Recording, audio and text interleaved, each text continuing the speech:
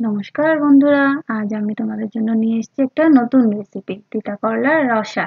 এখানে যা যা লাগছে লিখে দেওয়া আছে, তোমরা ভিডিও পজ করে দেখে নেবে। আমি তিতা করলাগুলো টুকরো টুকরো করে কেটে ধুয়ে একটু সিদ্ধ করে নিয়েছি। সিদ্ধ করে জলটা ফেলে দিয়েছি যাতে তিতাগুলো কম থাকে, তিতাটা একটু কমে যায়।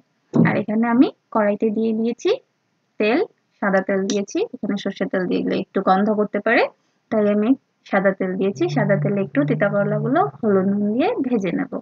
এখানে আমি দিয়ে দিয়েছি তিতা করলা কেটে রাখা, সিদ্ধ করে রাখা তিতা করলা। এখানে হলুদ আর নুন দিয়ে একটু ভালো মতো তিতা করলাগুলো ভেজে নেব। এখানে এটা ভাজা হতে হতে আমি তার মধ্যে আমার মশলাগুলো করে নেব। এখানে আমি জিরে গুঁড়ো আর দুটো কাঁচা লঙ্কা দিয়ে দিয়েছি মিক্সিতে, একটু জল দিয়ে পেস্ট করে নেব। আমার পেস্ট করা হয়ে গেছে। এখানে তিতা করলা ভাজাও হয়ে গেছে, মোটামুটি পুরোপুরি জল শুষে গেছে। আবার আরেক কড়াইতে দিয়ে দিলাম একটু তেল। আর এখানে আমি তিতা করলা রসার জন্য আলু টুকরো করে কেটে রেখেছি, এই কাঁটাটা সিদ্ধ করে রেখেছি, একটু একটু সিদ্ধ করে জল ঝরিয়ে রেখেছি। আর এখানে আমি দিয়ে দিলাম সাদা জিরে আর তেজপাতা ফোড়নে। এখন আলুগুলো আমি দিয়ে দেব। আলুগুলো দিয়ে একটু ভালো মতো ভেজে নিতে হবে। তার মধ্যে বলে দেই, কে কোথা থেকে দেখছো একটু কমেন্ট করে প্লিজ জানাবে। আর আমার ভিডিও ভালো লাগলে লাইক শেয়ার করবে আর সাবস্ক্রাইব অবশ্যই করে দেবে। তারপর এখানে আমি দিয়ে দেব নুন। আর নুন আমার একবার দিলে হয় না, তাই দুবার দিই, একটু একটু করে দুবার দিয়ে দিলাম নুন। আপনারা আপনাদের স্বাদ অনুযায়ী নুনটা ব্যবহার করবেন। তারপর আমি এখন এখানে মিক্সিতে পেস্ট করে রাখা জিরে আর মরিচটা দিয়ে দিলাম। এখন একটু মশলাটা ভাজতে হবে। আর সঙ্গে দিয়ে দেব হলুদ গুঁড়ো। হলুদ গুঁড়ো আমি দুবার দিলাম, আপনারা আপনাদের কোয়ান্টিটি অনুযায়ী দিয়ে দেবে, অল্প বা বেশি যতটুকু দরকার। এখন এখানে মশলাটা পুরোপুরি ভেজে নিয়েছি, মশলার জলও শুকিয়ে গেছে।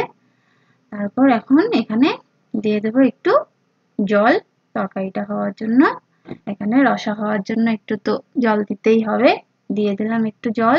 জলটা দিয়ে আমি গরম জলই দিয়েছি, তোমরা তোমাদের অনুযায়ী যে যার অনুযায়ী দেবে, গরম বা ঠান্ডা। এখানে দেখো জলও উতাল এসে গেছে, এটাতে বেশি তো একটা ঝোল থাকবে না। এখন আমি এখানে তিতা করলাগুলো ভেজে রাখা তিতা করলা বাটিতে উঠিয়ে নিয়েছিলাম, সেই তিতা করলাগুলো দিয়ে দিয়েছি।